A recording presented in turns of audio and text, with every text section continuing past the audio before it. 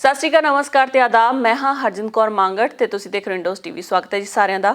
Bulletin ਦੀ ਸ਼ੁਰੂਆਤ ਕਰਦੇ ਹਾਂ ਜੀ ਤੇ ਸ਼ੁਰੂਆਤ ਕਰਨ ਲਈ ਸਾਡੇ ਨਾਲ ਜੁੜ ਚੁੱਕੇ ਨੇ ਪੰਜਾਬ ਤੋਂ ਸਾਡੇ ਸਹਿਯੋਗੀ ਗੁਰਕਵਾਲ ਸਿੰਘ ਬਰਾੜ ਜੀ। ਸਤਿ ਸ਼੍ਰੀ ਅਕਾਲ ਜੀ। ਸਤਿ ਸ਼੍ਰੀ ਅਕਾਲ ਹਰਜਿੰਦ ਤੇ ਸਤਿ ਸ਼੍ਰੀ ਅਕਾਲ ਉਹਨਾਂ ਦਰਸ਼ਕਾਂ ਨੂੰ ਜੋ ਲਗਾਤਾਰ ਸਾਡੇ ਨਾਲ ਇਸ ਪ੍ਰੋਗਰਾਮ ਰਾਹੀਂ ਜੁੜਦੇ ਆ ਜੀ।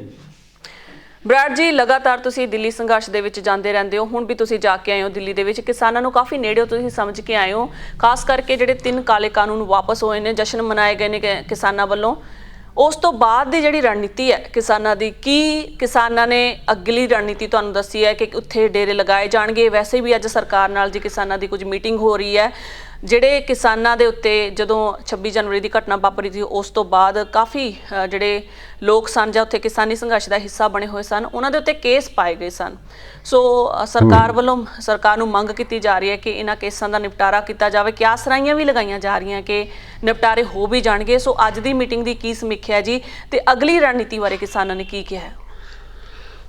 ਦੇਖੋ ਹਰਜਿੰਦ, ਜਿਸ ਤਰੀਕੇ ਨਾਲ ਤੁਸੀਂ ਗੱਲ ਕੀਤੀ ਹੈ ਕਿ ਜੋ ਕਿਸਾਨ ਨੇ ਉਹ ਦਿੱਲੀ ਦੇ ਵਿੱਚ ਕਿਸ ਪੋਜੀਸ਼ਨ ਤੇ ਨੇ, ਕੀ ਉਹ ਚਾਹੁੰਦੇ ਨੇ। ਕਿਸਾਨਾਂ ਦੇ ਹੌਸਲੇ ਪਹਿਲਾਂ ਤਾਂ ਮੈਂ ਦੱਸ ਦਿਆਂ ਕਿ ਪੂਰੀ ਤਰ੍ਹਾਂ ਨਾਲ ਬੁਲੰਦ ਨੇ। ਕਿਸਾਨ ਕਿਸੇ ਵੀ ਪੱਖੋਂ ਇਸ ਚੀਜ਼ ਨੂੰ ਲੈ ਕੇ ਨਹੀਂ ਡੋਲੇ ਸਨ ਕਿ ਸਮਾਂ ਬਹੁਤ ਜ਼ਿਆਦਾ ਹੋ ਗਿਆ, ਲੰਬਾ ਸਮਾਂ ਸੰਘਰਸ਼ ਦੇ ਵਿੱਚ ਬੈਠਿਆਂ ਨੂੰ ਹੋਇਆ। ਇਸ ਤਰ੍ਹਾਂ ਦੀ ਕੋਈ ਗੱਲਬਾਤ ਉਹਨਾਂ ਦੇ ਚਿਹਰੇ ਤੋਂ ਨਹੀਂ ਨਜ਼ਰ ਆ ਰਹੀ ਸੀ। ਸੋ ਉਸ ਤੋਂ ਬਾਅਦ ਜਦੋਂ ਅਗਲੀ ਆਪਾਂ ਗੱਲ ਕਰਦੇ ਹਾਂ ਕਿ ਹੁਣ ਅਗਲੀ ਰਣਨੀਤੀ ਕੀ ਹੋਵੇਗੀ, ਅੱਗੇ ਕਿਸ ਤਰੀਕੇ ਨਾਲ ਇਸ ਸੰਘਰਸ਼ ਨੂੰ ਲੜਿਆ ਜਾਵੇਗਾ। ਜੋਗਿੰਦਰ ਸਿੰਘ ਗੁਰਾਹਾਂ ਨਾਲ ਮੇਰੀ ਨਿੱਜੀ ਤੌਰ ਤੇ ਗੱਲਬਾਤ ਹੋਈ। ਉਹਨਾਂ ਨਾਲ ਜੋ ਗੱਲਬਾਤ ਹੋਈ ਉਸ ਹਿਸਾਬ ਨਾਲ ਜੋ ਉਹਨਾਂ ਵੱਲੋਂ ਕਿਹਾ ਗਿਆ ਕਿ ਇਹ ਫੈਸਲਾ ਜਿਹੜਾ ਸੰਯੁਕਤ ਕਿਸਾਨ ਮੋਰਚੇ ਵੱਲੋਂ ਲਿਆ ਜਾਣਾ, ਮੋਰਚਾ ਜਿਸ ਤਰੀਕੇ ਨਾਲ ਜਿਸ ਤਰ੍ਹਾਂ ਦਾ ਫੈਸਲਾ ਲਵੇਗਾ ਉਸੇ ਤਰੀਕੇ ਨਾਲ ਹੀ ਸਾਰੀਆਂ ਜਥੇਬੰਦੀਆਂ ਆਪਣੀ ਰਣਨੀਤੀ ਬਣਾਉਣਗੀਆਂ। ਕਿਸਾਨਾਂ ਦੇ ਵਿੱਚ ਭਾਰੀ ਉਤਸ਼ਾਹ ਹੈ, ਕਿਸਾਨਾਂ ਦੇ ਵਿੱਚ ਪੂਰਾ ਖੁਸ਼ੀ ਦਾ ਮਾਹੌਲ ਹੈ। ਜਿਸ ਤਰੀਕੇ ਨਾਲ ਆਪਾਂ ਗੱਲ ਕਰੀਏ 1 ਸਾਲ ਪਹਿਲਾਂ ਜਿਸ ਤਰੀਕੇ ਨਾਲ ਰੌਣਕਾਂ ਲੱਗਦੀਆਂ ਸਨ, ਭੰਗੜੇ ਪਾਏ ਜਾਂਦੇ ਸਨ ਜਦੋਂ ਦਿੱਲੀ ਦੇ ਉੱਪਰ ਚੜ੍ਹਾਈ ਕੀਤੀ ਸੀ, ਉਸੇ ਤਰ੍ਹਾਂ ਦੀ ਖੁਸ਼ੀ ਤੇ ਜਾਲੋ ਜਲਾਲ ਜਿਹੜਾ ਦੇਖਣ ਨੂੰ ਹੁਣ ਵੀ ਮਿਲ ਰਿਹਾ ਸੀਗਾ। ਲਗਾਤਾਰ ਜਿਹੜੇ ਕਿਸਾਨਾਂ ਵੱਲੋਂ ਇਹ ਬਿੱਲ ਰੱਦ ਹੋਣ ਦੀ ਖੁਸ਼ੀ ਦੇ ਵਿੱਚ ਉੱਥੇ ਭੰਗੜੇ ਪਾਏ ਜਾ ਰਹੇ ਆ, ਜਸ਼ਨ ਮਨਾਏ ਜਾ ਰਹੇ ਆ, ਲੰਗਰ ਹੈ ਜਿਹੜੇ ਉਹ ਲਗਾਏ ਜਾ ਰਹੇ ਆ। ਲਗਾਤਾਰ ਇਸ ਤਰ੍ਹਾਂ ਦੀਆਂ ਜਿਹੜੀਆਂ ਤਸਵੀਰਾਂ ਉਹ ਆਮ ਦੇਖਣ ਨੂੰ ਮਿਲਦੀਆਂ ਸੀ, ਜਦੋਂ ਨੌਜਵਾਨ ਹੀ ਨਹੀਂ ਸਗੋਂ ਬਜ਼ੁਰਗ ਕਿਸਾਨ ਵੀ ਪੂਰੀ ਤਰ੍ਹਾਂ ਨਾਲ ਜੋਸ਼ ਦੇ ਵਿੱਚ ਇਸ ਯੁੱਧ ਦੇ ਵਿੱਚ ਜਿਹੜਾ ਡਟੇ ਹੋਏ ਸੀ। ਜੀ ਗੱਲ ਕਰਦੇ ਹਾਂ ਜੀ ਕਿਸਾਨਾਂ ਦੇ ਸੰਘਰਸ਼ ਦੀ, ਗੱਲ ਕਰਦੇ ਹਾਂ ਉਹਦੇ ਜਜ਼ਬੇ ਦੀ, ਕਿਉਂਕਿ ਪੰਜਾਬ ਤੇ ਹਰਿਆਣਾ ਦੀ ਗੱਲ ਕੀਤੀ ਜਾਵੇ ਤਾਂ MSP ਦਾ ਰੇਟ ਜਿਹੜਾ ਹੈਗਾ ਉੱਥੇ ਪਹਿਲੇ ਹੀ ਨਿਯਤ ਕੀਤਾ ਗਿਆ ਹੈ, ਪਰ ਹੋਰ ਸੂਬਿਆਂ ਦੇ ਵਿੱਚ ਜਿਹੜੇ ਹੈਗੇ ਨੇ MSP ਹਟਾਈ ਗਈ ਹੈ। ਪਰ ਉਹਨਾਂ ਦੇ ਸੰਘਰਸ਼ ਲਈ, ਕਿਉਂਕਿ ਕਿਸਾਨਾਂ ਦੀ ਜਿੱਤ ਐਕਚੁਅਲ 'ਚ ਹੋ ਚੁੱਕੀ ਹੈ 3 ਕਾਲੇ ਕਾਨੂੰਨਾਂ ਨੂੰ ਲੈ ਕੇ, ਪਰ ਆਪਣੀ ਅਣਖ, ਆਪਣੀ ਜਿਹੜੀ ਵਫਾਦਾਰੀ ਆ ਉਸ ਨੂੰ ਲੈ ਕੇ ਕਿਸਾਨਾਂ ਦਾ ਕੀ ਕਹਿਣਾ ਕਿ ਉਹਨਾਂ ਨਾਲ ਮੋਢਾ ਹੋਰਾਂ ਸਟੇਟਸ ਦੇ ਨਾਲ ਲਾ ਕੇ ਉੱਥੇ ਬੈਠਣਗੇ ਉਹ? ਬਿਲਕੁਲ ਹਰਜਿੰਦ, ਤੁਸੀਂ ਬਹੁਤ ਸੋਹਣਾ ਸਵਾਲ ਕੀਤਾ। ਇਸ ਦੀ ਜੇ ਆਪਾਂ MSP ਦੀ ਗੱਲ ਕਰਦੇ ਹਾਂ ਤਾਂ ਪੰਜਾਬ ਤੇ ਹਰਿਆਣਾ ਕੋਲੇ ਆਲਰੇਡੀ MSP ਹੈ। ਦੂਜੇ ਸਟੇਟਾਂ ਦੇ ਵਿੱਚ ਜੇ ਖਾਸ ਕਰਕੇ ਗੱਲ ਕੀਤੀ ਜਾਵੇ ਤਾਂ ਜੋ ਯੂਪੀ ਆ, ਯੂਪੀ MSP ਵਾਸਤੇ ਅੜਿਆ ਹੋਇਆ, ਤੇ ਹੋਰ ਸਟੇਟ ਆ ਜਿਹੜੇ ਉਹਨਾਂ ਵਾਸਤੇ ਵੀ MSP ਲਾਜ਼ਮੀ ਹੋਣੀ ਚਾਹੀਦੀ ਹੈ। MSP ਨੂੰ ਲੈ ਕੇ ਵੀ ਜਿਹੜਾ ਸੰਯੁਕਤ ਕਿਸਾਨ ਮੋਰਚੇ ਵੱਲੋਂ ਸਾਂਝੇ ਤੌਰ ਤੇ ਫੈਸਲਾ ਲਿਆ ਜਾਣਾ। ਜਿੱਥੋਂ ਤੱਕ ਖਬਰਾਂ ਨਿਕਲ ਕੇ ਸਾਹਮਣੇ ਆ ਰਹੀਆਂ ਉਹਦੇ ਵਿੱਚ ਇਹੀ ਕਿਹਾ ਜਾ ਰਿਹਾ ਕਿ MSP ਲਈ ਲੜਿਆ ਜਾਵੇਗਾ ਯੂਪੀ ਨਾਲ। ਜਦੋਂ ਯੂਪੀ ਤੇ ਹੋਰ ਸਟੇਟ ਆ ਜਿਹੜੇ ਭਾਰਤ ਦੇ ਵੱਖ-ਵੱਖ ਸਟੇਟ ਆ, ਉਹ ਜਦੋਂ ਪੰਜਾਬ ਤੇ ਹਰਿਆਣੇ ਨਾਲ ਇਸ ਮੋਰਚੇ ਦੇ ਵਿੱਚ ਆ ਕੇ ਸੰਯੁਕਤ ਰੂਪ ਦੇ ਵਿੱਚ ਖੜੇ ਸੀ ਤਾਂ MSP ਵਾਸਤੇ ਵੀ ਪੰਜਾਬ ਹਰਿਆਣਾ ਹੀ ਨਹੀਂ ਸਗੋਂ ਦੂਜੇ ਸਟੇਟ ਵੀ ਇਕਜੁੱਟਤਾ ਨਾਲ ਇਸ ਮਸਲੇ ਤੇ ਆ ਕੇ ਖੜਨਗੇ। ਪਰ ਇੱਥੇ ਜਿਹੜੀ ਅਗਲੀ ਗੱਲ ਆ ਉਹ ਇਹ ਹੈ ਕਿ ਨਰਿੰਦਰ ਮੋਦੀ ਵੱਲੋਂ ਜਾਂ ਆਪਾਂ ਕਹਿ ਲਈਏ ਜੋ ਖੇਤੀ ਮੰਤਰੀ ਨੇ ਨਰਿੰਦਰ ਤੋਮਰ ਵੱਲੋਂ ਜਿਹੜੀ ਇੱਕ ਕਮੇਟੀ ਦਾ ਗਠਨ ਕੀਤਾ ਗਿਆ, ਇਸ ਕਮੇਟੀ ਨੂੰ MSP ਕਮੇਟੀ ਦਾ ਜਿਹੜਾ ਨਾਮ ਦਿੱਤਾ ਗਿਆ। ਇਹ ਕਮੇਟੀ ਹੈ ਜਿਹੜੀ MSP ਦੀ ਨਿਰਧਾਰਤ ਕਰਨ ਵਾਸਤੇ ਜਿਹੜੀ ਇਹਨਾਂ ਦੀਆਂ ਬੈਠਕਾਂ ਹੋਣਗੀਆਂ, ਇਹਦੇ ਉੱਪਰ ਚਰਚਾ ਕੀਤੀ ਜਾਵੇਗੀ। ਕਿਸ ਤਰੀਕੇ ਦੀ ਚਰਚਾ ਹੁੰਦੀ ਹੈ ਦੇਖਣ ਵਾਲੀ ਗੱਲ ਹੋਊਗੀ, ਤੇ ਨਾਲ ਹੀ ਨਾਲ ਸੰਯੁਕਤ ਕਿਸਾਨ ਮੋਰਚਾ ਇਸ ਕਮੇਟੀ ਦੇ ਵਿੱਚ ਕਿਸ ਤਰੀਕੇ ਦੀ ਸ਼ਮੂਲੀਅਤ ਕਰਦਾ ਹੈ, ਕਿਸ ਤਰੀਕੇ ਨਾਲ ਇਸ ਕਮੇਟੀ ਦਾ ਹਿੱਸਾ ਬਣਦਾ, ਉਹ ਵੀ ਦੇਖਣ ਵਾਲੀ ਗੱਲ ਹੋਊਗੀ। ਹੁਣ ਫੈਸਲਾ ਕਿਸ ਤਰ੍ਹਾਂ ਦਾ ਲਿਆ ਜਾਂਦਾ ਕਮੇਟੀ ਵੱਲੋਂ, MSP ਦਿੱਤੀ ਜਾਂਦੀ ਹੈ ਨਹੀਂ ਦਿੱਤੀ ਜਾਂਦੀ, ਅਗਰ ਦਿੱਤੀ ਜਾਂਦੀ ਹੈ ਤਾਂ ਕਿੰਨੀ ਦਿੱਤੀ ਜਾਂਦੀ ਹੈ। ਸੋ ਇਹ ਕਾਫੀ ਸਵਾਲ ਨੇ। ਉਹ ਲੱਗਦਾ ਕਿ ਹਜੇ ਕਾਫੀ ਐਡਵਾਂਸ ਹੋਏਗਾ ਕਿ ਇਹਨਾਂ ਸਵਾਲਾਂ ਦੇ ਉੱਪਰ ਚਰਚਾ ਕਰਨੀ, ਜਦੋਂ ਤੱਕ ਕਿ ਇਸ ਕਮੇਟੀ ਦੇ ਵਿੱਚ ਜਿਹੜੀ ਕੋਈ ਬੈਠਕ ਨਹੀਂ ਹੁੰਦੀ, ਕੋਈ ਗੱਲ ਆ ਜਿਹੜੀ ਇਸ ਕਮੇਟੀ ਦੀ ਨਿਕਲ ਕੇ ਬਾਹਰ ਨਹੀਂ ਆਉਂਦੀ। ਜੀ ਬਰਾੜ ਜੀ, ਸਰਕਾਰ ਵੱਲੋਂ 5 ਕਿਸਾਨਾਂ ਦੇ ਨਾਮ ਸੁਝਾਏ ਗਏ ਨੇ ਕਿ 5 ਕਿਸਾਨਾਂ ਦੇ ਨਾਮ ਦੱਸੇ ਜਾਣ ਜਿਹੜੇ ਅੱਗੇ ਜਾ ਕੇ ਕਮੇਟੀ ਨਾਲ ਗੱਲਬਾਤ ਕਰਨਗੇ ਇਹਨਾਂ ਮੁੱਦਿਆਂ ਦੇ ਉੱਤੇ। ਪਰ ਸ਼ਾਇਦ ਕਿਸਾਨਾਂ ਵੱਲੋਂ ਇਹ ਕਿਹਾ ਗਿਆ ਕਿ 4 ਦਸੰਬਰ ਨੂੰ ਉਹ ਇਹ ਸਾਰੀ ਸਮੀਖਿਆ ਕਰਨਗੇ ਤੇ 4 ਦਸੰਬਰ ਨੂੰ ਹੀ ਐਲਾਨ ਕਰਨਗੇ ਕਿਸਾਨਾਂ ਦੇ ਨਾਮਾਂ ਦੇ। ਬਿਲਕੁਲ ਹਰਜਿੰਦ, ਇਹ ਕਾਫੀ ਜਿਹੜਾ ਪੇਚੀਦਾ ਮਸਲਾ ਹੈ ਕਿਉਂਕਿ ਕੌਣ ਇਸ ਕਮੇਟੀ ਦੇ ਵਿੱਚ ਸ਼ਾਮਲ ਹੋਵੇਗਾ, ਕਿਉਂਕਿ 32 ਜਥੇਬੰਦੀਆਂ ਦੇ ਆਗੂ ਜੋ ਸੰਯੁਕਤ ਕਿਸਾਨ ਮੋਰਚੇ ਦੇ ਵਿੱਚ ਸ਼ਾਮਿਲ ਨੇ, ਇਹ ਸਾਰੇ ਹੀ ਸੁਲਝੇ ਹੋਏ ਨੇ ਤੇ ਇਹਨਾਂ ਆਗੂਆਂ ਦੇ ਵਿੱਚੋਂ 5 ਦੀ ਚੋਣ ਕਰਨਾ ਮੈਨੂੰ ਲੱਗਦਾ ਮੋਰਚੇ ਵਾਸਤੇ ਵੀ ਇੱਕ ਬੜੀ ਕਠਿਨ ਸਮੱਸਿਆ ਹੋਵੇਗੀ, ਬੜੀ ਕਠਿਨ ਗੱਲ ਹੋਵੇਗੀ।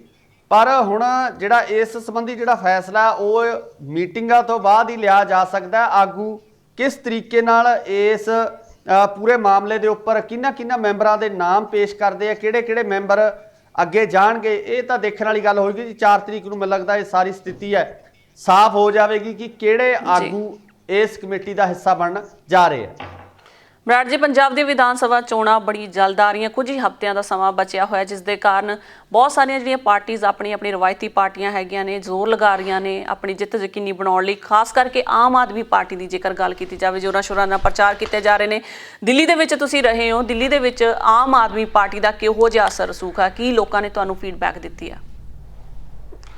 ਦੇਖੋ ਹਰਜਿੰਦ, ਅਸੀਂ ਪੂਰਨ ਤੌਰ ਤੇ ਜਿਹੜਾ ਦਿੱਲੀ ਦੇ ਅੰਦਰ ਜਾ ਕੇ ਇਸ ਗੱਲ ਦੀ ਜਾਂਚ ਪੜਤਾਲ ਕੀਤੀ ਹੈ ਕਿ ਆਖਿਰ ਕੇਜਰੀਵਾਲ ਤੋਂ ਜਿਹੜੇ ਲੋਕ ਨੇ ਉਹ ਕਿੰਨੇ ਕੁ ਸੰਤੁਸ਼ਟ ਨੇ, ਕਿਉਂਕਿ ਪੰਜਾਬ ਦੇ ਵਿੱਚ ਜੇ ਕੇਜਰੀਵਾਲ ਦੀ ਗੱਲ ਕੀਤੀ ਜਾਵੇ ਤਾਂ ਬੜੇ ਵੱਡੇ ਦਾਅਵੇ ਉਹਨਾਂ ਵੱਲੋਂ ਕੀਤੇ ਜਾ ਰਹੇ ਆ, ਬੜੀਆਂ ਵੱਡੀਆਂ ਗੱਲਾਂ ਕੀਤੀਆਂ ਜਾ ਰਹੀਆਂ, ਕਿਉਂਕਿ ਚੁਣਾਵੀ ਮਾਹੌਲ ਆ। ਚੁਣਾਵੀ ਮਾਹੌਲ ਦੇ ਦੌਰਾਨ ਜਿੱਥੇ ਦੂਜੀਆਂ ਰਵਾਇਤੀ ਪਾਰਟੀਆਂ ਦਾਅਵੇ ਕਰ ਰਹੀਆਂ, ਵਾਅਦੇ ਕਰ ਰਹੀਆਂ, ਉੱਥੇ ਹੀ ਮੈਨੂੰ ਲੱਗਦਾ ਕੇਜਰੀਵਾਲ ਵੀ ਕਿਤੇ ਪਿੱਛੇ ਖੜੇ ਨਜ਼ਰ ਨਹੀਂ ਆ ਰਹੇ ਆ। ਉਹਨੂੰ ਵੀ ਲਗਾਤਾਰ ਪੰਜਾਬ ਫੇਰੀ ਦੇ ਉੱਪਰ ਰਹਿੰਦੇ ਆ ਤੇ ਇਸ ਫੇਰੀ ਦੌਰਾਨ ਵੱਖ-ਵੱਖ ਤਰ੍ਹਾਂ ਦੇ ਜਿਹੜੇ ਵਾਅਦੇ ਆ ਪੰਜਾਬ ਦੇ ਲੋਕਾਂ ਨਾਲ ਕਰਕੇ ਜਾਂਦੇ ਆ। ਅਸੀਂ ਇਸ ਚੀਜ਼ ਨੂੰ ਜਾਂਚਿਆ, ਦੇਖਿਆ ਤਾਂ ਉੱਥੇ ਜਿਹੜੀ ਇੱਕ ਸਮੱਸਿਆ, ਜਿਹੜੀ ਕਾਫੀ ਵੱਡੀ ਸਮੱਸਿਆ ਇਸ ਸਮੇਂ ਦਿੱਲੀ ਦੀ ਬਣੀ ਹੋਈ ਹੈ, ਉਹ ਸ਼ਰਾਬ ਦੇ ਠੇਕਿਆਂ ਨੂੰ ਲੈ ਕੇ ਆ।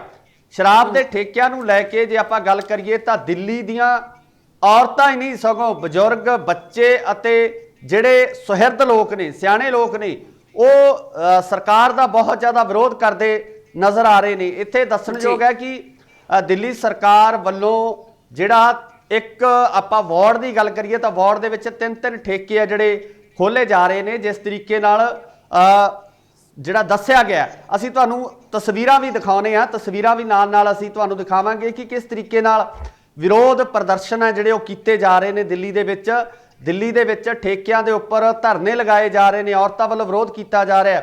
ਸੁਸਾਇਟੀਆਂ ਦੇ ਬਾਹਰ ਆ ਜਿਹੜੀਆਂ ਸੁਸਾਇਟੀਆਂ ਨੇ, ਅਪਾਰਟਮੈਂਟਸ ਨੇ, ਉਹਨਾਂ ਦੇ ਬਾਹਰ ਜੋ ਮਾਰਕੀਟ ਨੇ, ਜਿਹੜੀਆਂ ਕਿ ਜ਼ਰੂਰੀ ਵਸਤੂਆਂ ਦੀ ਮਾਰਕੀਟ ਹੁੰਦੀ ਹੈ, ਜਿਵੇਂ ਆਪਾਂ ਦੁੱਧ ਦੀ ਦੁਕਾਨ ਕਰ ਲਈਏ ਜਾਂ ਕਰਿਆਨੇ ਦੀ ਦੁਕਾਨ, ਉਹਨਾਂ ਦੇ ਨਾਲ ਹੀ ਠੇਕੇ ਜਿਹੜੇ ਆ ਖੋਲੇ ਜਾ ਰਹੇ ਨੇ। ਤੇ ਉਹਦਾ ਪੂਰਨ ਤੌਰ ਤੇ ਜਿਸ ਤਰੀਕੇ ਨਾਲ ਲੋਕਾਂ ਵੱਲੋਂ ਦੱਸਿਆ ਗਿਆ ਕਿ ਪੂਰੀ ਦਿੱਲੀ ਦੇ ਵਿੱਚ ਵਿਰੋਧ ਕੀਤਾ ਜਾ ਰਿਹਾ। ਕੇਜਰੀਵਾਲ ਦੇ ਉੱਪਰ ਇਲਜ਼ਾਮ ਲਗਾਏ ਜਾ ਰਹੇ ਨੇ ਕਿ ਰੈਵਨਿਊ ਇਕੱਠਾ ਕਰਨ ਦੇ ਨਾਂ ਤੇ ਅਰਵਿੰਦ ਕੇਜਰੀਵਾਲ ਵੱਲੋਂ ਘਰ ਤੱਕ ਸ਼ਰਾਬ ਪਹੁੰਚਾਈ ਜਾ ਰਹੀ ਆ। ਕਿਉਂਕਿ ਰੈਵਨਿਊ ਦੀ ਜਦੋਂ ਆਪਾਂ ਗੱਲ ਕਰਦੇ ਆ ਤਾਂ ਡਿਵੈਲਪਮੈਂਟ ਵਾਸਤੇ ਰੈਵਨਿਊ ਵੀ ਜ਼ਰੂਰੀ ਆ, ਪਰ ਆਮ ਲੋਕਾਂ ਦਾ ਕਹਿਣਾ ਹੈ ਕਿ ਇਹ ਰੈਵਨਿਊ ਪਹਿਲਾਂ ਹੀ ਦਿੱਲੀ ਕੋਲੇ ਬਹੁਤ ਹੈ, ਜਿੰਨੀ ਵੀ ਹੋ ਸਕੇ ਡਿਵੈਲਪਮੈਂਟ ਕੀਤੀ ਜਾ ਸਕਦੀ ਹੈ। ਫਿਰ ਘਰ ਜਿਹੜਾ ਸ਼ਰਾਬ ਪਰੋਸਣ ਦਾ ਜਿਹੜਾ ਮਾਮਲਾ ਹੈ, ਇਸ ਮਾਮਲੇ ਨੂੰ ਲੈ ਕੇ ਦਿੱਲੀ ਸਰਕਾਰ ਦੀ ਜਿਹੜੀ ਜਾਂ ਆਪਾਂ ਕੇਜਰੀਵਾਲ ਦੀ ਗੱਲ ਕਰੀਏ ਤਾਂ ਕਾਫੀ ਵਿਰੋਧਤਾ ਦਿੱਲੀ ਦੇ ਵਿੱਚ ਦੇਖਣ ਨੂੰ ਮਿਲ ਰਹੀ ਹੈ। ਜੀ ਹਰਜਿੰਦ ਜੀ, ਬਰਾੜ ਜੀ, ਗੱਲ ਕਰਦੇ ਹਾਂ ਜੀ ਪੰਜਾਬ ਦੇ ਵਿੱਚ ਡੇਰਾ ਸੱਚਾ ਸੌਦਾ ਵੱਲੋਂ ਉਹਨਾਂ ਦੇ ਪ੍ਰੇਮੀਆਂ ਵੱਲੋਂ ਸ਼ਕਤੀ ਪ੍ਰਦਰਸ਼ਨ ਕੀਤਾ ਗਿਆ ਜੀ। ਹਾਲਾਂਕਿ ਉਹਨਾਂ ਨੇ ਇਸ ਗੱਲ ਤੋਂ ਇਨਕਾਰ ਕੀਤਾ ਕਿ ਸ਼ਕਤੀ ਪ੍ਰਦਰਸ਼ਨ ਨਹੀਂ ਹੈ, ਇੱਕ ਧਾਰਮਿਕ ਸਮਾਗਮ ਹੈ, ਪਰ ਆਪਣੇ ਵਿਧਾਇਕ ਰਾਜਨੀਤਿਕਾਰ ਉਸ ਧਾਰਮਿਕ ਸਮਾਗਮ ਕਹਿ ਲਓ, ਸ਼ਕਤੀ ਪ੍ਰਦਰਸ਼ਨ ਕਹਿ ਲਓ, ਉਸਦਾ ਹਿੱਸਾ ਬਣਦੇ ਦਿਖਾਈ ਦਿੱਤੇ। ਬੜੀ ਹੈਰਾਨੀ ਦੀ ਗੱਲ ਹੈ, ਹੈਰਾਨੀ ਸ਼ਬਦ ਵੀ ਬੜਾ ਛੋਟਾ ਲੱਗਦਾ ਜੀ। ਉਹਨਾਂ ਦਾ ਮੁਖੀ ਜਿਹੜਾ ਡੇਰਾ ਸੱਚਾ ਸਿਰਸਾ ਦਾ ਗੁਰਮੀਤ ਰਾਮ ਰਹੀਮ ਇਸ ਸਮੇਂ ਜੇਲ੍ਹ ਦੇ ਵਿੱਚ ਹੈ ਜੀ, ਆਪਣੀ ਸਾਧਵੀ ਦੇ ਬਲਾਤਕਾਰ ਦੇ ਮਾਮਲੇ ਦੇ ਵਿੱਚ, ਤੇ ਨਾਲ ਹੀ ਉਹਨਾਂ ਦੇ ਉੱਤੇ ਇਲਜ਼ਾਮ ਵੀ ਲੱਗੇ ਨੇ ਜੀ ਕਿ ਬੇਅਦਬੀ ਕਾਂਡ ਦੇ। ਸੋ ਇਹਨਾਂ ਸਾਰੀਆਂ ਗੱਲਾਂ ਦੇ ਬਾਵਜੂਦ ਵੀ ਲੋਕਾਂ ਵੱਲੋਂ ਸ਼ਕਤੀ ਪ੍ਰਦਰਸ਼ਨ ਕੀਤੇ ਜਾ ਰਹੇ ਨੇ ਤੇ ਇਹਨਾਂ ਦਾ ਦੀਨ ਇਮਾਨ ਕਿੱਥੇ ਗਿਆ ਜੀ ਆਪਣੇ ਰਾਜਨੀਤਿਕਾਰਾਂ ਦਾ। ਸੋ ਇਹ ਕਿਹੜਾ ਭਵਿੱਖ ਦਿਖਾ ਰਹੇ ਨੇ ਪੰਜਾਬ ਨੂੰ? ਦੇਖੋ ਹਰਜਿੰਦ, ਜਦੋਂ ਵੀ ਜਿਹੜਾ ਸਿਆਸੀ ਖਾੜਾ ਪੱਖਦਾ ਹੈ, ਜਦੋਂ ਵੀ ਪੰਜਾਬ ਦੇ ਵਿੱਚ ਸਿਆਸਤ ਦੇ ਵਿੱਚ ਹਲਚਲ ਹੁੰਦੀ ਆ, ਜਾਂ ਆਪਾਂ ਕਹਿ ਲਈਏ ਕਿ ਵੋਟਾਂ ਦੇ ਜਦੋਂ ਦਿਨ ਆਉਂਦੇ ਆ, ਤਾਂ ਹਰ ਇੱਕ ਜਿਹੜਾ ਰਾਜਨੀਤਿਕ ਆਗੂ ਆ, ਪਾਰਟੀ ਚਾਹੇ ਕੋਈ ਵੀ ਹੋਵੇ, ਉਹਦਾ ਮਕਸਦ ਸਿਰਫ ਤੇ ਸਿਰਫ ਇੱਕੋ ਹੀ ਹੁੰਦਾ, ਆਪਣੀਆਂ ਵੋਟਾਂ ਨੂੰ ਬਟੋਰਨਾ। ਉਹ ਵੋਟਾਂ ਕਿਸ ਜਗ੍ਹਾ ਤੋਂ ਮਿਲ ਰਹੀਆਂ, ਕਿਸ ਡੇਰੇ ਤੋਂ ਮਿਲ ਰਹੀਆਂ, ਕਿਸ ਸੰਸਥਾ ਤੋਂ ਮਿਲ ਰਹੀਆਂ, ਇਹ ਹਰ ਇੱਕ ਜਿਹੜੀ ਸੰਸਥਾ ਹੈ ਉਹਦੇ ਵਿੱਚ ਜਾ ਕੇ ਆਪਣੀਆਂ ਵੋਟਾਂ ਨੂੰ ਪੱਕਾ ਕਰਨ ਦੀ ਜਿਹੜੀ ਕੋਸ਼ਿਸ਼ ਆ ਵੱਖ-ਵੱਖ ਪਾਰਟੀਆਂ ਵੱਲੋਂ ਅੱਜ ਨਹੀਂ ਪਹਿਲਾਂ ਤੋਂ ਵੀ ਕੀਤੀ ਜਾਂਦੀ ਆ ਰਹੀ ਹੈ। ਤੇ ਪੰਜਾਬ ਦੇ ਵਿੱਚ ਜਿੱਥੋਂ ਤੱਕ ਡੇਰਿਆਂ ਦੀ ਆਪਾਂ ਗੱਲ ਕਰਦੇ, ਡੇਰਾ ਚਾਹੇ ਡੇਰਾ ਸਿਰਸਾ ਹੋਵੇ, ਰਾਧਾ ਸੁਆਮੀ ਹੋਵੇ ਜਾਂ ਕੋਈ ਹੋਰ ਡੇਰੇ ਹੋਣ, ਇਹਨਾਂ ਨਾਲ ਜਿਹੜੀਆਂ ਮੀਟਿੰਗਾਂ ਦਾ ਦੌਰ ਹੈ ਇਹ ਵੀ ਇਸ ਇਲੈਕਸ਼ਨ ਦੇ ਦੌਰ ਦੇ ਵਿੱਚ ਨਾਲ ਦੀ ਨਾਲ ਹੀ ਸ਼ੁਰੂ ਹੋ ਜਾਂਦਾ। ਡੇਰਿਆਂ ਦੀ ਭਰਮਾਰ ਹੈ ਪੰਜਾਬ ਦੇ ਵਿੱਚ, ਤੇ ਹਰ ਇੱਕ ਬਾਬੇ ਕੋਲੇ, ਹਰ ਇੱਕ ਸਾਧ ਕੋਲੇ ਜਾਂ ਡੇਰੇ ਦੇ ਆਗੂ ਕੋਲੇ ਜਿਹੜੇ ਇਹ ਰਾਜਨੀਤਿਕ ਲੋਕ ਨੇ ਇਹ ਜਾਂਦੇ ਨੇ, ਉਹਨਾਂ ਦੇ ਜਿਹੜੇ ਚਰਨਾਂ ਦੇ ਵਿੱਚ ਬੈਠਦੇ ਨੇ ਤੇ ਬੈਠ ਕੇ ਆਪਣੀਆਂ ਵੋਟਾਂ ਦੀ ਜਾਂ ਸਿਆਸਤ ਦੀ ਗੱਲਬਾਤ ਹੈ ਜਿਹੜੀ ਸਿਆਸੀ ਪਿੜ ਪਖਾਉਣ ਦੀ ਜਿਹੜੀ ਕੋਸ਼ਿਸ਼ ਆ ਕੀਤੀ ਜਾਂਦੀ ਹੈ। ਤੇ ਖਾਸ ਕਰਕੇ ਜਿਹੜੇ ਇਹਨਾਂ ਡੇਰਿਆਂ ਦੇ ਜਿਹੜੇ ਪੈਰੋਕਾਰ ਨੇ ਉਹਨਾਂ ਨੂੰ ਇੱਕ ਖਾਸ ਸੁਨੇਹਾ ਦਿੱਤਾ ਜਾਂਦਾ, ਕਿਸੇ ਖਾਸ ਪਾਰਟੀ ਲਈ ਸੁਨੇਹਾ ਦਿੱਤਾ ਜਾਂਦਾ, ਤੇ ਉਸ ਸੁਨੇਹੇ ਦੇ ਆਧਾਰ ਦੇ ਉੱਪਰ ਹੀ ਜਿਹੜੀ ਵੋਟਾਂ ਉਹ ਪਾਈਆਂ ਜਾਂਦੀਆਂ, ਵੋਟਾਂ ਦੀ ਜਿਹੜੀ ਰਾਜਨੀਤੀ ਆ ਉਹ ਕੀਤੀ ਜਾਂਦੀ ਆ।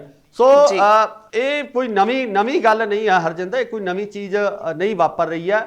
ਪੰਜਾਬ ਦੇ ਵਿੱਚ ਇਸ ਤਰ੍ਹਾਂ ਦੇ ਹਾਲਾਤ ਪਹਿਲੇ ਦਿਨ ਤੋਂ ਹੀ ਹੁੰਦੇ ਆ ਰਹੇ ਆ, ਕਿਉਂਕਿ ਆਪਣੇ ਆਪ ਨੂੰ ਪੰਥਕ ਪਾਰਟੀ ਅਖਵਾਉਣ ਵਾਲੀ ਜੋ ਪਾਰਟੀ ਹੈ ਪੰਜਾਬ ਦੀ ਆ, ਉਹ ਵੀ ਲਗਾਤਾਰ ਇਹਨਾਂ ਡੇਰਿਆਂ ਦੇ ਉੱਪਰ ਸ਼ਮੂਲੀਅਤ ਕਰ ਰਹੀ ਆ। ਵੱਖ-ਵੱਖ ਸਮਿਆਂ ਦੇ ਉੱਪਰ ਇਹਨਾਂ ਦੀਆਂ ਫੋਟੋਜ਼ ਆ ਜਿਹੜੀਆਂ ਪਿਛਲੇ ਸਮੇਂ ਦੌਰਾਨ ਜੋ ਇਹਨਾਂ ਦੀ ਵਿਜ਼ਿਟ ਹੋਈ ਆ, ਜਿੱਥੇ ਇਹ ਮਿਲੇ ਆ, ਉਹ ਫੋਟੋਆਂ ਵਾਇਰਲ ਹੁੰਦੀਆਂ ਰਹੀਆਂ। ਪਾਰਟੀ ਚਾਹੇ ਮੈਂ ਤੁਹਾਨੂੰ ਪਹਿਲਾਂ ਵੀ ਕਹਿ ਚੁੱਕਿਆ ਕੋਈ ਵੀ ਹੋਵੇ, ਸਿਆਸਤ ਦੇ ਦੌਰ ਦੇ ਵਿੱਚ ਵੋਟਾਂ ਦੀ ਰਾਜਨੀਤੀ ਦੇ ਵਿੱਚ ਇਹਨਾਂ ਵੱਲੋਂ ਲਗਾਤਾਰ ਇਹਨਾਂ ਡੇਰਿਆਂ ਦੇ ਨਾਲ ਆ ਜਿਹੜਾ ਸੰਪਰਕ ਸਾਧਿਆ ਜਾਂਦਾ, ਇਹਨਾਂ ਡੇਰਿਆਂ ਦੇ ਵਿੱਚ ਆਪਣੀ ਜਿਹੜੀ ਮੌਜੂਦਗੀ ਆ ਉਹ ਦਿਖਾਈ ਜਾਂਦੀ ਹੈ, ਤੇ ਵਾਅਦੇ ਵੀ ਕਿਤੇ ਨਾ ਕਿਤੇ ਇਹਨਾਂ ਡੇਰਿਆਂ ਦੇ ਆਗੂ ਆ ਜਾਂ ਹੋਰ ਜੋ ਇਹਨਾਂ ਡੇਰਿਆਂ ਦੇ ਮੁਖੀ ਨੇ ਉਹਨਾਂ ਨਾਲ ਜਿਹੜੇ ਕੀਤੇ ਜਾਂਦੇ ਆ।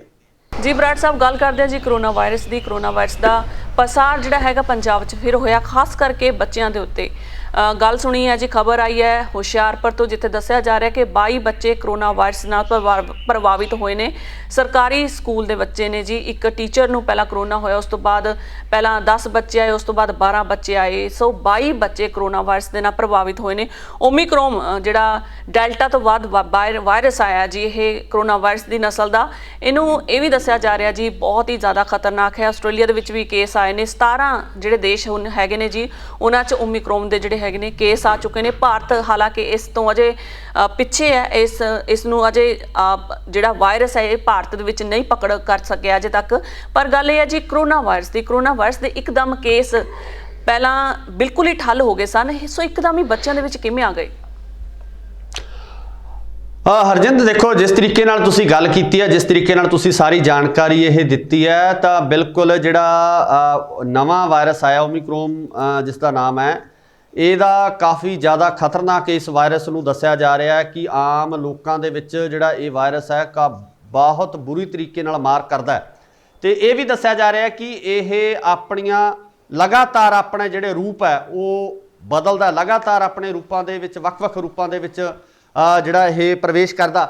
ਸੋ ਇਹ ਕਿਤੇ ਨਾ ਕਿਤੇ ਕਾਫੀ ਚਿੰਤਾ ਦੀ ਗੱਲ ਹੈ। ਵਿਗਿਆਨੀ ਜਿਹੜਾ ਹਜੇ ਇਸ ਨੂੰ ਸਮਝਣ ਦੀ ਕੋਸ਼ਿਸ਼ ਕਰ ਰਹੇ ਕਿ ਕਿਸ ਤਰੀਕੇ ਨਾਲ ਇਸ ਵਾਇਰਸ ਦੇ ਉੱਪਰ ਕਾਬੂ ਪਾਇਆ ਜਾ ਸਕਦਾ, ਜਾਂ ਜੋ ਪਹਿਲਾਂ ਵੈਕਸੀਨੇਸ਼ਨ ਜਿਹੜੀ ਲੋਕਾਂ ਦੇ ਹੋ ਚੁੱਕੀ ਹੈ ਕਿ ਉਹ ਵੈਕਸੀਨ ਇਸ ਵਾਇਰਸ ਦੇ ਉੱਪਰ ਅਸਰਦਾਰ ਹੋਵੇਗੀ। ਇਹ ਵੀ ਇੱਕ ਬੜਾ ਵੱਡਾ ਸਵਾਲ ਹੈ। ਆਮ ਲੋਕਾਂ ਨੂੰ ਇਹੀ ਹਦਾਇਤ ਕੀਤੀ ਜਾ ਰਹੀ ਹੈ ਕਿ ਇਸ ਵਾਇਰਸ ਦਾ ਜਿਹੜਾ ਪ੍ਰਭਾਵ ਹੈ ਉਹ ਭਾਰਤ ਦੇ ਵਿੱਚ ਨਾ ਹੋਵੇ, ਤਾਂ ਉਸ ਲਈ ਭਾਰਤ ਹੀ ਨਹੀਂ ਸਗੋਂ ਪੂਰੀ ਦੁਨੀਆ ਦੇ ਵਿੱਚ ਜਿਹੜਾ ਇਹ ਵਾਇਰਸ ਦਾ ਪ੍ਰਭਾਵ ਨਾ ਜਾਵੇ, ਉਸ ਲਈ ਲੋਕਾਂ ਨੂੰ ਫਿਰ ਉਸੇ ਤਰੀਕੇ ਨਾਲ ਆਪਣੇ ਆਪ ਨੂੰ ਜਿਹੜਾ ਅਲਰਟ ਕਰਨਾ ਪਵੇਗਾ, ਮਾਸਕ ਲਗਾ ਕੇ ਰੱਖਣਾ ਪਵੇਗਾ, ਇੱਕ ਦੂਜੇ ਤੋਂ ਜਿਹੜੀ ਸਰੀਰਕ ਦੂਰੀ ਹੈ ਉਹ ਬਣਾ ਕੇ ਰੱਖਣੀ ਪਵੇਗੀ, ਆਮ ਥਾਵਾਂ ਦੇ ਉੱਪਰ ਆਪਣੇ ਆਪ ਨੂੰ ਜਾਣ ਤੇ ਜਿਹੜਾ ਪੂਰੀ ਤਰ੍ਹਾਂ ਨਾਲ ਸੈਨੀਟਾਈਜ਼ਰ ਦੀ ਵਰਤੋਂ ਹੈ ਜਿਹੜੀ ਉਹ ਵਰਤੋਂ ਜਿਹੜੀ ਕਰਨੀ ਪਵੇਗੀ। ਇਹ ਸਾਰੀਆਂ ਉਹੀ ਜਿਹੜਾ ਪਿੱਛੇ ਅਸੀਂ ਜਿਸ ਤਰੀਕੇ ਨਾਲ ਆਪਣੇ ਆਪ ਨੂੰ ਬਚਾ ਕੇ ਰੱਖਿਆ ਉਸੇ ਤਰੀਕੇ ਦੀਆਂ ਹਦਾਇਤਾਂ ਦੀ ਜਿਹੜੀ ਲਗਾਤਾਰ ਹੈ ਪਾਲਣਾ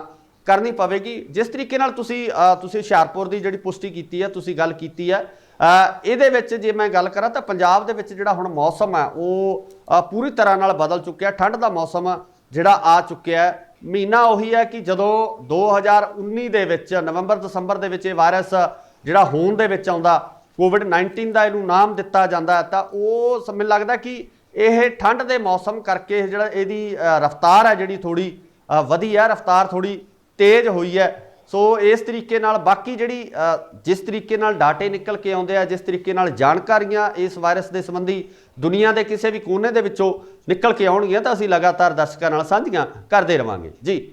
ਬਹੁਤ ਬਹੁਤ ਸ਼ੁਕਰੀਆ ਸਾਰੀ ਜਾਣਕਾਰੀ ਦੇ ਲਈ ਬਰਾੜ ਜੀ। ਮਿਲਦੇ ਹਾਂ ਜੀ ਅਗਲੇ ਹਫਤੇ। ਧੰਨਵਾਦ ਜੀ ਤੁਹਾਡਾ। ਸ਼ੁਕਰੀਆ ਜੀ। ਸੋ ਦਰਸ਼ਕੋ, ਸਮਾਂ ਚੱਲਿਆ ਤੁਹਾਡੇ ਤੋਂ ਵੀ ਇਜਾਜ਼ਤ ਲੈਣ ਦਾ। ਨਵੀਆਂ ਤੇ ਤਾਜ਼ਾ ਖਬਰਾਂ ਲਈ ਦੇਖਦੇ ਰਹੋ ਇੰਡਸਟਰੀ ਆਸਟ੍ਰੇਲੀਆ। ਧੰਨਵਾਦ।